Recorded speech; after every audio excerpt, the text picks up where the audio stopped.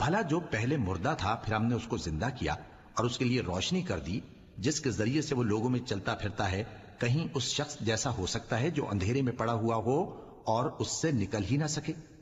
اسی طرح کافر جو عمل کر رہے ہیں وہ انہیں اچھے معلوم ہوتے ہیں، اور اسی طرح ہم نے ہر بستی میں بڑے بڑے مجرموں کو موقع دیا کہ اس میں مکاریاں کرتے رہیں، اور جو مکاریاں یہ کرتے ہیں ان کا نقصان انہی کو ہے اور اس سے بے خبر ہیں۔ اور جب ان کے پاس کوئی آیت آتی ہے تو کہتے ہیں کہ جس طرح کی رسالت اللہ کے پیغمبروں کو ملی ہے جب تک اسی طرح کی رسالت ہم کو نہ ملے ہم ہرگز ایمان نہیں لائیں گے۔ اس کو اللہ ہی خوب جانتا ہے کہ رسالت کا کون سا موقع ہے اور وہ اپنی پیغمبری کسے عنایت فرمائے۔